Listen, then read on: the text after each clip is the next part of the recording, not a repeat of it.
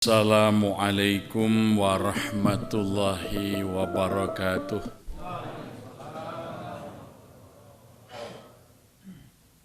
Alhamdulillahi rabbil alamin.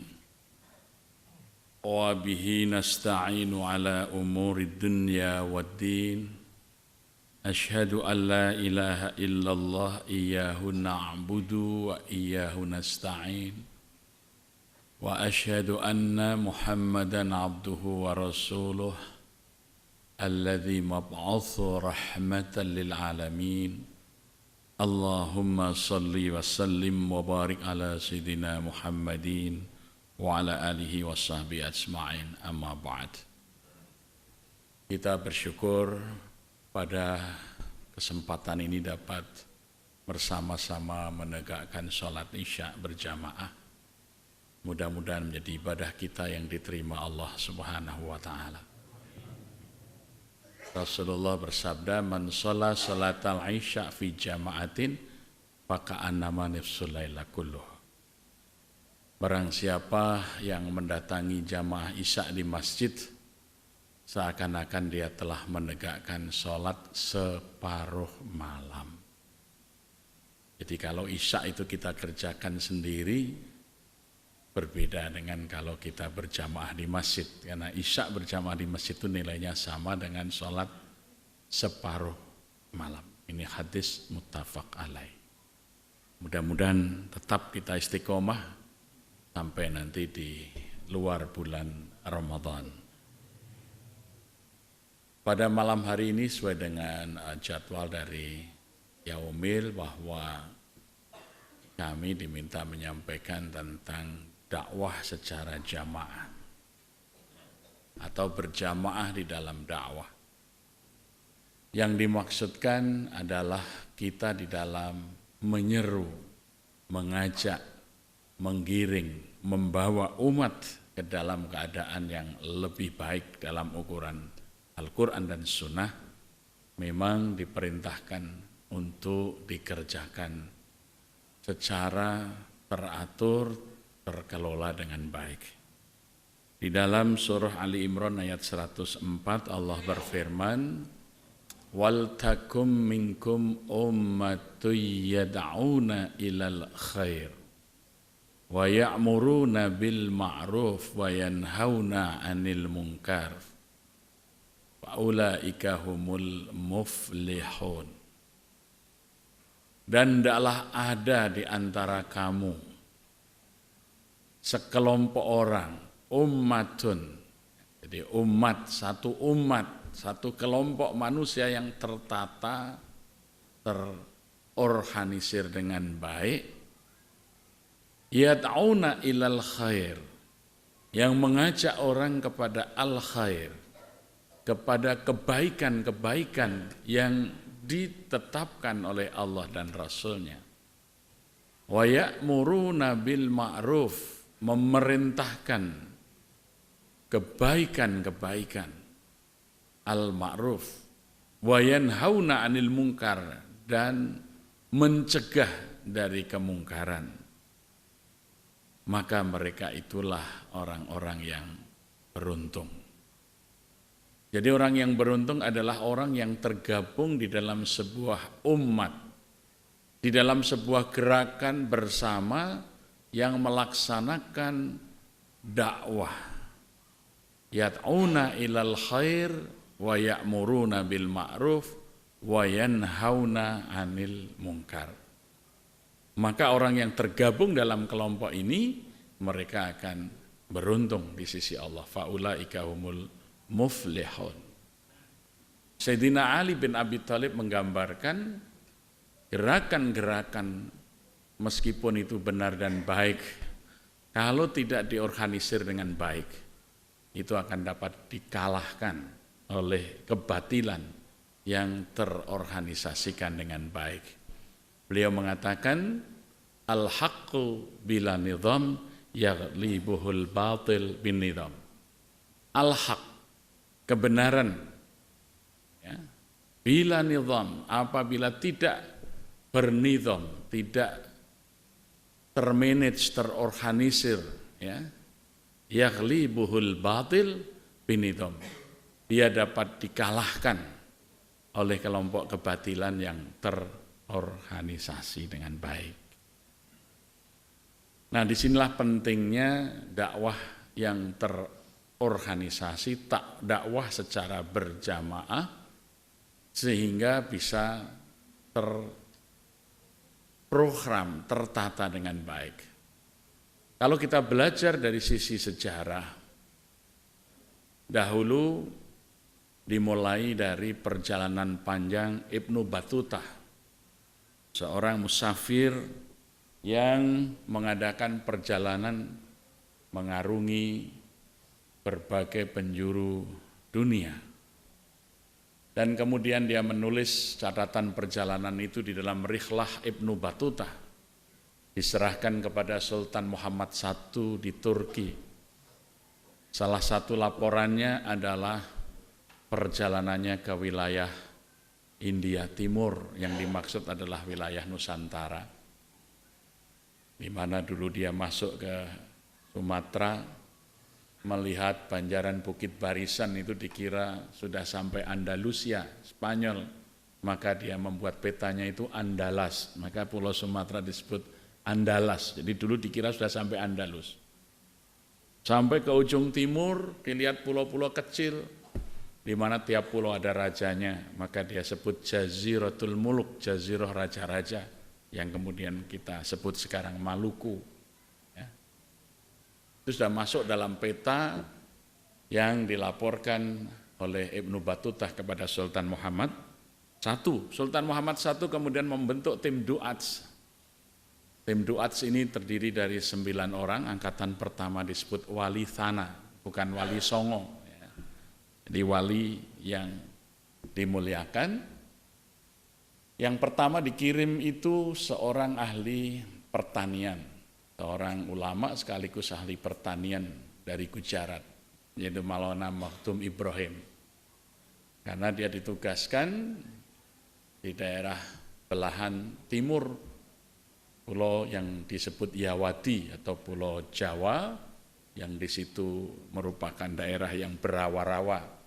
Maka kalau daerah berawa-rawa ini ya ditata dengan baik oleh seorang ahli irigasi, karena waktu itu pertanian di Gujarat sangat maju dengan padi-padian, maka kemudian dikirim seorang ulama yang ahli irigasi untuk merubah, menyulap daerah rawa-rawa ini menjadi penghasil pangan, yaitu Maulana Makhtum Ibrahim, yang karena kemudian mukim dan wafat di Gresik, orang lebih mengenal sebagai Sunan Gresik. Ya. Itu seorang ahli pertanian, ahli irigasi. Bersama beliau dikirim seorang ahli pengobatan dari Iran, yang dikenal sebagai Syekh Subakir. Syekh Subakir ini ahli ruqyah, ahli pengobatan, seorang tabib tapi seorang ulama, dan kemudian meninggal di Gunung Tidar, Magelang, termasuk wali pertama, sehingga kalau orang Jawa sering menyebut sebagai Danyangi Tanah Jawa, kuburnya itu di Gunung Tidar, Magelang. Ya. Kemudian dikirim Maulana Aliuddin, Maulana Taqiyuddin dari dari Palestina, dan ditempatkan di wilayah barat, dan dia nanti menjadi perintis Kesultanan Banten. Ya, anak cucunya itu antara lain Sultan Banten, ya, Sultan Agung Tirtayasa. Kemudian dikirim juga dari Palestina seorang ahli tata pemerintahan, seorang ahli politik namanya Ja'far Shadiq, yang kemudian bertugas di pesisir utara. Dia memberi nama daerah binaannya untuk mengenang kelahirannya di Al-Quds sana, disebut Kudus, maka dikenal Sunan Kudus. Ya. Kemudian dikirim juga seorang ahli perang, ya, juga dari Palestina. Ya. Kemudian dia bertugas di wilayah antara Jawa Barat dan Jawa Tengah di Cirebon. Ya. kemudian kita kenal sebagai Sunan Gunung Jati, itu juga dari Palestina. Jadi Indonesia dengan Palestina itu waktu itu hubungannya sangat dekat karena para pendiri kesultanan itu banyak yang berasal dari Palestina. Jadi tertata dengan baik. Baru kemudian ketika Sultan Muhammad I ini sudah mulai kekurangan dana dan kekurangan personal, maka dikirim dari yang dekat. Dikirimlah Boh Tek Kong, seorang putra dari gubernur Cina di Myanmar atau di Burma yang kita kenal. Kemudian namanya Raden Rahmat, ya, mukim di Surabaya. Di Ampel Dento kita kenal Sunan Ampel. Jadi Sunan Ampel itu seorang Cina. Istrinya adalah seorang putra gubernur Cina di Manila, maka disebut Ratu Manila atau Nigede Manila. Nah, beliau memang seorang asli Cina, istrinya juga Cina, punya anak juga seorang Cina, namanya Lim Bonang, orang mengenal Sunan Bonang, ya. Jadi itu. Nah, kita bisa melihat maka dakwah yang tertata, terencana dengan baik ini bisa merubah masyarakat yang tadinya tidak mengenal Islam, mayoritas Hindu, sebagian Buddha, hampir semuanya kemudian menjadi pemeluk agama Islam tanpa pertumpahan darah, tanpa peperangan. Berbeda dengan dakwah-dakwah yang dilakukan oleh para dai dari Arab yang mereka melakukan dakwah melalui gerakan-gerakan penaklukan militer, melalui peperangan. Hasilnya sangat berbeda. Kita bisa melihat misalnya Eropa dulu, ya, Spanyol misalnya dulu adalah wilayah Muslim mayoritas. Ketika kaum Muslimin menaklukkan Andalusia, berdiri Kesultanan dan Istana Megah di Alhambra, berdiri universitas di Kastilia, berdiri masjid termegah yang namanya Abdurrahman di Cordova. Tetapi karena melalui peperangan, maka rakyat yang kalah ini kemudian menyiapkan diri, dan ketika mereka memiliki kekuatan, umat Islam dihancurkan, habis.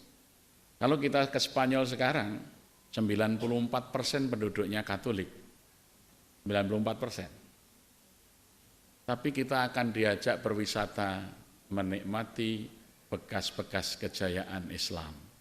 Istana Alhambra, Masjid Abdurrahman, Universitas Kastilia. Masjidnya sekarang menjadi 7 gereja dalam satu masjid itu, ada 7 altar, ya, di Cordova. Universitas Kastilia yang dulu melahirkan Syekh Ahmad Al-Qurtubi yang menemukan tanda baca dalam Quran, Fathah, Kasroh, Dhammah, Tasdid, itu karya orang Spanyol, Syekh Ahmad Al-Qurtubi, bukan karya orang Arab, orang Cordova, ya. Ini namanya Qurtubi. Imam Ahmad Al-Qurtubi dari Cordova, itu dari Spanyol. Jadi sekarang susah cari Al-Qurtubi yang Muslim, ya. Paus itulah dari Spanyol, gitu ya. India juga pernah menjadi pusat dakwah Islam ketika Syekh Akbar berkuasa di India. Sekarang mayoritas Hindu. Kalau kita ke India, kita diajak mengunjungi bekas kejayaan Islam, Taj Mahal, Masjid Sultan Akbar, ya, melihat Masjid Sultan Mogul. Tapi berbeda kalau orang datang ke Indonesia, sekarang ini 87% lebih Muslim, orang kalau ke sini melihat bekas kejayaan Buddha, Borobudur, atau bekas kejayaan Hindu, Prambanan, atau Bali, ya. Jadi yang dulu pusat-pusat Islam yang ditaklukkan dengan peperangan, dakwahnya melalui perang, sekarang hilang Islam di sana, tinggal bekas-bekas kejayaannya. Sedangkan Islam yang dibawa melalui cara-cara terencana dengan baik, tidak melalui jalur peperangan, tanpa ada perusakan. Kalau saja umat Islam itu berpikirnya dianggap ekstrim, saya kira kita sudah tidak punya Prambanan, tidak punya Borobudur, itu sudah luluh lantak, sudah dihancurkan. Ya, kalau cara-cara anak-anak muda sekarang Ibrahimi ya, jadi patungnya dihancurin semua, kita sudah tidak punya Borobudur. Ya, sudah habis itu. Ya. Bahkan dulu Sunan Kudus dengan arif melarang orang memotong kerbau karena akan menyinggung perasaan orang-orang Hindu di Kudus. Beliau membangun masjid, namanya Masjid Al-Aqsa. Tapi bangunannya seperti pura Hindu. Sampai hari ini kita kalau datang ke Kudus, bangunan masjidnya seperti pura Hindu, seperti candi Hindu di Jawa Timur, atau kalau kita lihat bangunan pura-pura di Bali, itulah masjid Menara Kudus, namanya Masjid Al-Aqsa, karena memang yang mendirikan orang Palestina, Ja'far Shadiq ini. Tapi sekarang orang Kudus, wilayah santri. Gitu. Nah, coba kalau waktu itu secara ekstrim, kemudian orang memotong sapi, saya kira timbul perlawanan dan orang-orang Kudus mungkin masih lebih banyak yang memilih. Nah, inilah dakwah yang terencana dengan baik, maka faham Islam di Indonesia itu menjadi faham Islam yang relatif lebih lengkap daripada negara-negara Islam yang lain. Ya, karena tim duats yang dikirim itu ada dari Iran, ada dari Oman, ada dari Gujarat, ada dari Cina, ya. Maka kalau kita lihat tokoh-tokoh agama kita tidak disebut dalam bahasa Arab, tapi disebut dalam bahasa India atau bahasa Cina. Kiai itu bahasa Cina dari kata kia yang berarti berjalan. Kiai itu orang yang berjalan menyebarkan agama. Ya. Atau guru itu bahasa India, itu nama salah satu dewa, ya, dari Tuan Guru. Ya. Nggak ada sebutannya Arab, nggak dikenal. Ya, murid-muridnya yang belajar agama disebut sebagai santri, padahal dulu namanya sastri, itu pembaca sastra. Jadi dulu orang-orang Hindu itu belajar agama melalui para sastri, para pembaca kitab yang membacakan Mahabharata dan Ramayana yang sangat terkenal itu. Maka ketika seorang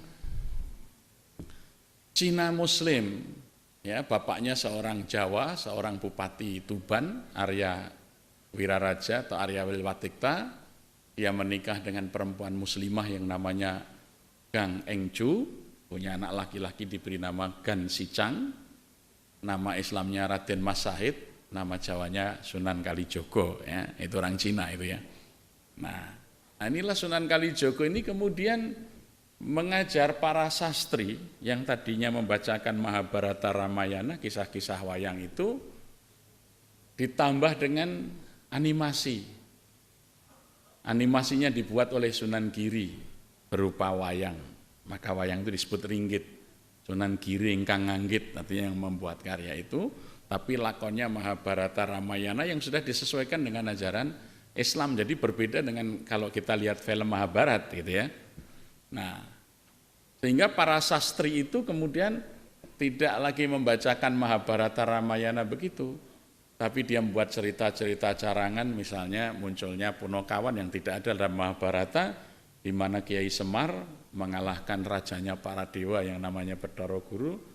Akhirnya orang nggak mau menyembah, dewanya sudah kalah sama kiai, ya, makanya mereka ikut para kiai menyembah Tuhannya kiai.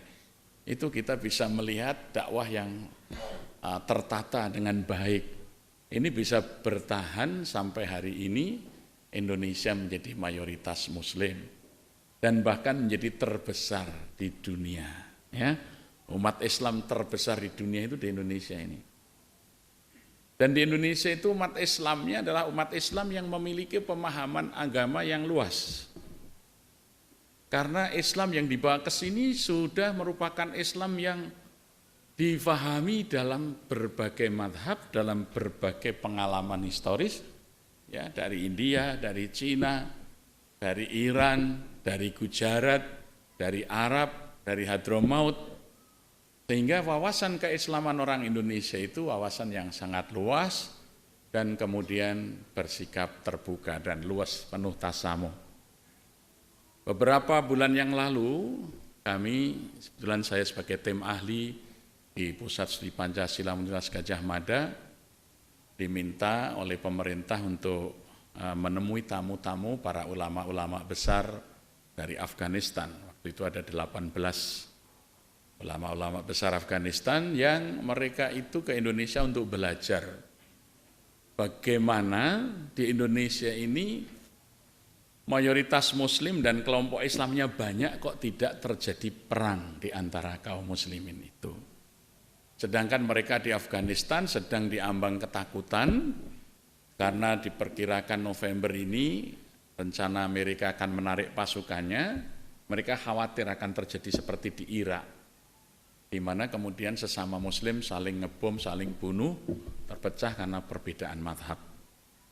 Ya, mereka trauma dengan peristiwa di mana Taliban berkuasa, seluruh umat Islam yang fahamnya berbeda dengan Taliban, semua sekolahnya ditutup, semua pondoknya ditutup, kaum perempuan tidak boleh keluar rumah, sekolah-sekolah untuk perempuan ditiadakan.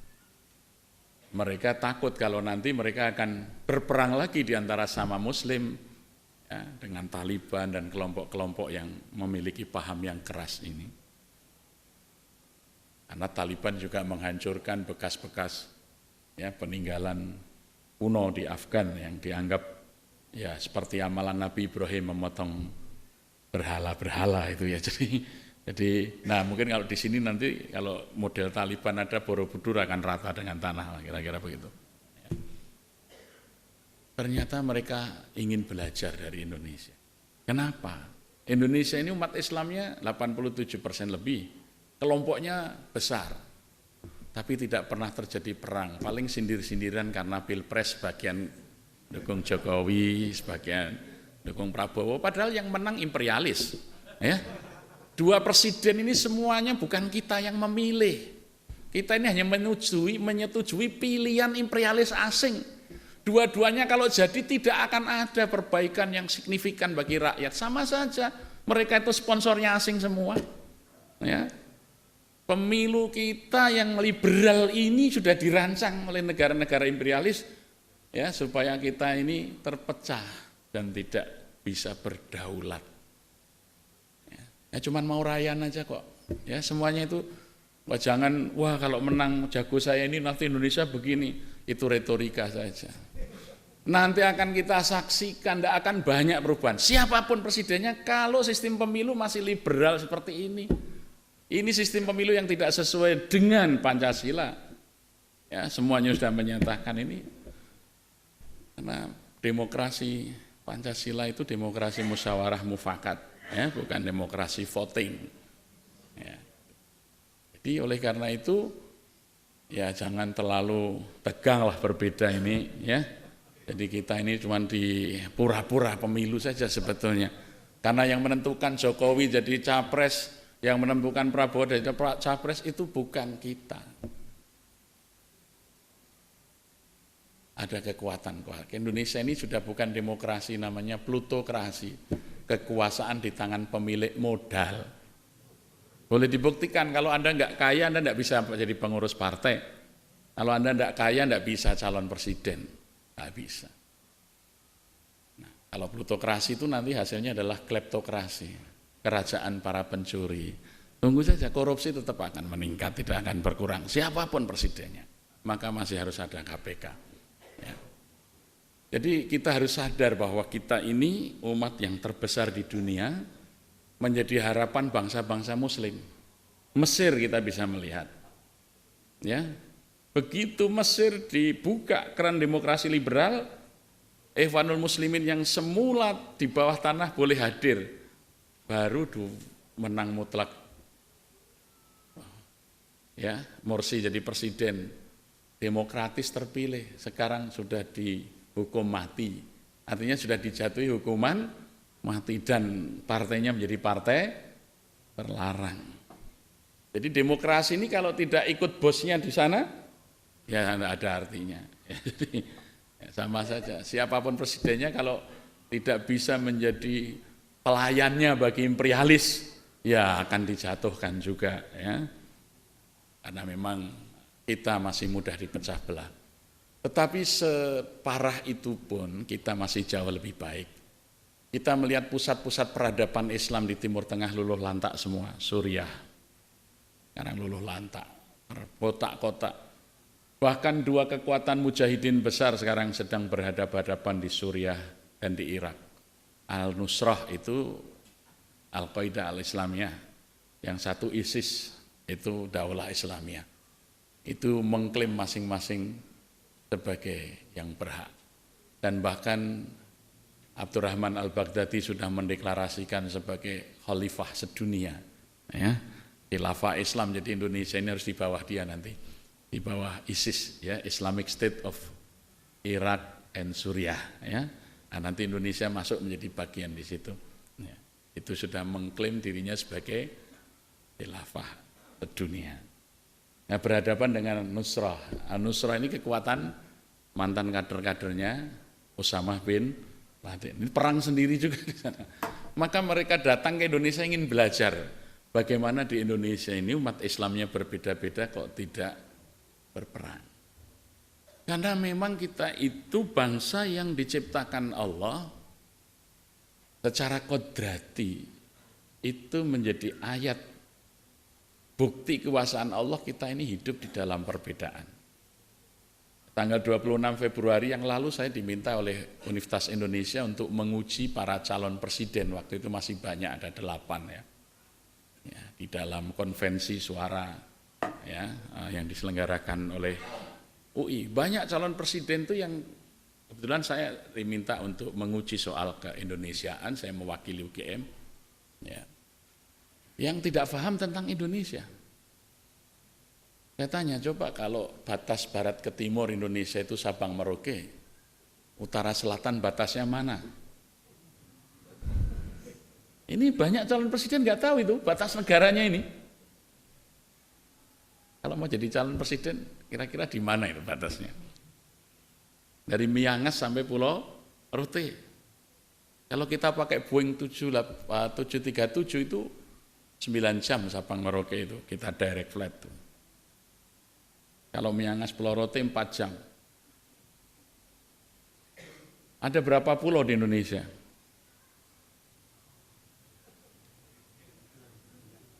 Ada 17.408. 17.408 pulau. Saya kira dari 17.408 itu belusuannya Jokowi belum tutup. Mungkin sampai tamat jadi presiden, kalau jadi presiden belum tentu bisa menghabisi mengunjungi seluruh pulau. 17.408. Ada berapa suku bangsa di Indonesia? Ada 762 suku bangsa. Ada berapa bahasa daerah? 3085 bahasa daerah. Coba, ini negeri besar sekali. Kita lahir sudah bertemu orang yang berbeda bahasa, adat, kebiasaan. Tapi kalau orang Arab tidak pernah. Bangun dia lahir, sudah lihat semua laki-laki bajunya putih jubah. Ya, semua perempuannya hitam, seragam semuanya. Bahasanya Arab semuanya. Enggak ada bedanya. Tapi kita lahir di Indonesia, macam-macam pakaiannya, macam-macam bahasanya. Nah, maka kita ini sudah terlatih untuk berbeda-beda. Maka kalau melihat perbedaan itu hal yang biasa. Tapi orang Arab susah melihat perbedaan. Maka ketika berbeda sholatnya aja sudah bid'ah kamu. Itu paling mudah, ya. Maka cara-cara berdakwah yang seperti itu sangat susah di masyarakat yang sangat beragam. Disinilah Indonesia mempunyai nilai lebih di dalam keislaman karena kelengkapan pemahamannya, kebiasaan untuk tasamuh, karena real kita ini berbeda. Coba aja pakaiannya, pecinya ada yang dari Arab, ada yang dari Gresik, ada yang dari Aceh. Ini aja satu masjid aja coba lihat, ya. Ini pecinya. Maka memang Indonesia akan memimpin dunia Islam, bukan bangsa Arab. Sudah tamat ketokohan bangsa Arab tuh, ya, sudah berakhir. Maka nanti pusat Islam itu di Indonesia. Kalau haji kita tetap ke Makkah Madinah, tapi orang belajar Islam ke Indonesia. Pasti itu sudah sejarah. Wa tilkal ayyamu nudzawiluha bainan nas. masa kejayaan itu akan diperkirakan oleh Allah di tengah manusia. 7 abad umat Islam berjaya itu bangsa Arab hanya 100 tahun. Setelah itu bangsa Persia. Maka bangsa Persia ini 150 tahun, pengaruhnya lebih kuat dari bangsa Arab. Masjid itu bangunannya lengkung-lengkung, itu model Persia. Bahkan masjid pakai menara, itu bukan tradisi sunnah, tapi itu tradisi majusi. Karena orang Persia itu, orang majusi, kalau menyembah api itu diletakkan di tempat yang tinggi, namanya manaro, tempat meletakkan api, gitu. Jadi menara. Jadi kalau pakai menara itu tradisi majusi. Ya. Tapi itu karena pengaruh Persia sangat kuat. Ya. 150 tahun surut Persia, tampillah bangsa India memimpin dunia Islam. Sampailah dari India itu masuk ke Cina, masuk ke Indonesia. Maka tadi pimpinan agama disebut kiai, kalangan yang belajar agama disebut santri, ya, pesantren, tidak pakai bahasa Arab. Ya, kalau orang Arab pakai tuf, maka orang India pakai sarung. Ini sarung ini dari madras, ya. Ini bukan, Nabi nggak pernah pakai sarung, ya. Sarung ini budaya India. Tapi karena Islam kita dari India, maka kita pakai sarung, gitu ya. Ya, kita tidak pakai kaifiyah. Seperti kalau kita lihat TV, Syekh sore mengimami kan pakai kaifiyah. Tuf, kaifiyah pakai igol begitu, ya. Kalau kita ini kan peci atau pakai ubel-ubel India, ya. Gitu. Jadi, itu Islam kita, Islam yang sudah mengalami proses historis yang panjang. India surut 100 tahun dipegang bangsa Turki. Bangsa Turki simbolnya bulan bintang, maka dulu masjid-masjid itu bulan bintang. Bulan bintang bukan simbol Islam, simbol Turki, simbolnya Islam bulan sabit, hilal. Ya. Jadi kalau bulan sabit simbol Islam, kalau bulan bintang simbolnya Turki. Tapi karena begitu kuatnya pengaruh Turki, seakan-akan bulan bintang itu simbol Islam, sehingga partai aja kalau Islam bulan bintang. Ya. Ya. Nah, ini satu contoh saja betapa besar. Lah ketika kekhalifahan Turki runtuh, 700 tahun kita umat Islam terpuruk. Nah ini gilirannya 700 tahun umat Islam akan bangkit. Arab sudah, Persia sudah, India sudah, Turki sudah. Giliran bangsa mu'alaf Indonesia ini. Ya, ini sudah secara historis hukum sejarahnya begitu. Sudah tidak ada waktunya lagi bagi bangsa Arab memimpin dunia, maka dibuktikan oleh Allah. Lihat sejarah hari ini, mana negara Arab yang bisa ditiru di dalam berislam. Mesir saling membunuh, saling menjebloskan dalam penjara. Suriah saling membantai, Irak, Iran. Contoh yang paling nyata. Palestina, tidak ada yang membela. Coba negara-negara Arab mana yang sungguh-sungguh membela Palestina? Bahkan imam yang selalu kami hadirkan dari Gaza, ini tidak bisa, karena ditutup oleh Mesir, pintu Rafah. Sehingga kami hadirkan dari Yordan, insya Allah tanggal 15 sampai di sini, gitu. Masih muda namanya Syekh ya Mahmud, ya. Itu nanti tanggal 15 sampai di Bonta. Orang bapak ibunya orang Jenin, tapi dia sudah lahir di Yordan, jadi pengungsi ketika Jenin dibantai oleh Israel. Jadi kita bisa melihat bahwa umat Islam Indonesia ini yang sudah memiliki tradisi memahami Islam secara tasamuh, bertoleran satu sama lain.